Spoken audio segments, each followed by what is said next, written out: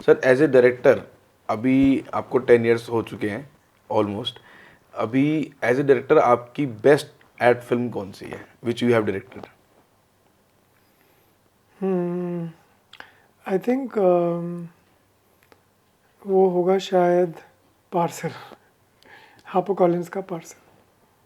वो एड था? एड था ऑफ कोर्स। मेरे को शुरू से था कि वो शॉर्ट फिल्म ही है। शॉर्ट फिल्म था, ब्रांडेड कंटेंट था, लेकिन at the end of the day it was an ad. या और उसके अंदर आपने बोला हाउ डिड यू मतलब कन्विंस देम कि उसमें मर्डर भी दिखाऊं मैं? I think it was really God's grace कि ऐसा कुछ अप्रूव हो गया और हमको करने को भी मिला, क्योंकि आजकल लोग बोलते हैं कि सिर्फ 5 सेकेंड, 6 सेकेंडर, 8 सेकेंडर में ख़त्म करो। और ये था 8 मिनट कुछ 40 सेकेंड या 44 सेकेंड्स, तो ऑलमोस्ट 9 मिनट का ऐड। और लोगों ने एवरी सेकेंड देखा है। और ट्विटर में कमेंट आया था कि अनपुट डाउनेबल, अनस्किपेबल। तो नंबर 1 ट्रेंडिंग पे आया था उस दिन जिस दिन रिलीज़ हुआ था ऑर्गेनिकली। और या it had a murder scene also. So it was really amazing कि कैसा ये एडवर्टाइजिंग में ऐसा कुछ करने को मिला और देखने को मिला।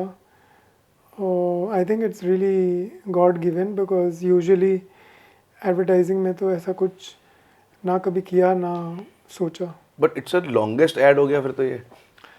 मेरे ख्याल से इंडिया में शायद ये लॉन्गेस्ट ऐड है, क्योंकि बाहर तो BMW का काफ़ी कंटेंट आता था, फिल्म्स, लॉन्ग फिल्म्स। इंडिया में शायद ये लॉन्गेस्ट है। और पर जब आप देखते हो, और कई सारे लोगों ने मुझे बताया कि इतना लंबा नहीं लगता नहीं है। जब देखते हैं तो लोग बोलते हैं कि शायद 4 मिनट का था, क्योंकि इतने एब्जॉर्ब्ड हो जाते हैं वो स्टोरी में करेक्ट। कि हर सेकंड में कुछ ना कुछ हो रहा है वहाँ पे। कि तो पूरी फिल्म में वो पेस रहा है। हाँ, वो कन्वर्सेशन है दोनों करेक्टर का, या फिर उधर से रियल करेक्टर दिख रहा है, फिर दोनों का पेस है, फिर लोकेशन जंप्स हैं, या तो इसलिए वो एंगेजिंग तो रहा है वो।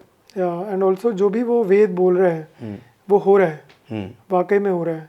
वो लड़की उठती है, बेल बजती है और फिर दरवाज़ा खोलने लगती है, लेकिन फिर बेल बज रुक जाता है, फिर वापस बैठ जाती है।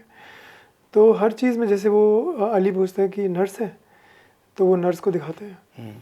नहीं, वेद पूछता है ना, नर्स है, एयर हॉस्टेस है, पुलिस ऑफिसर है, तो वो हमने वो दिखाया। हाँ, क्योंकि वो ऑडियंस भी एंगेज हो रही है कि अच्छा शायद मैं भी यही सोच रहा हूँ, हाँ, मैं भी यही सोच रहा हूँ कि ये करेक्टर है, ये करेक्टर है, ये करेक्टर है, हाँ, और तो एंगेजिंग हुआ।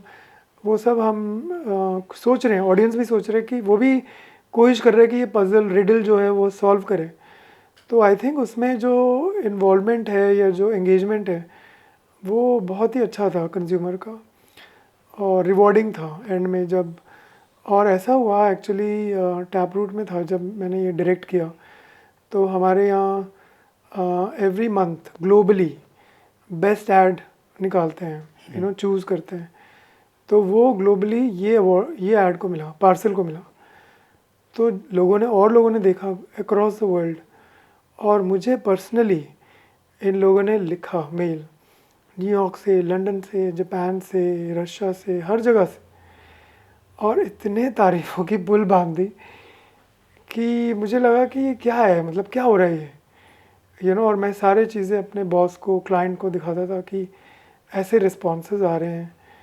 तो बहुत ही अनोखा एक्सपीरियंस था। इनफैक्ट जियो स्टूडियो से भी कॉल आया।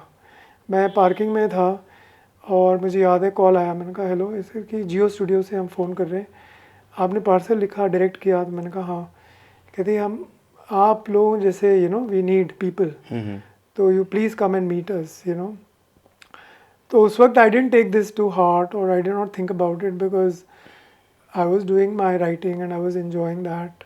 You were doing job also at I that was time. doing creative direction also with Taproot. So, but yeah, when I think about it, that was such a unique experience, and it was one of the best that I had as part of my career.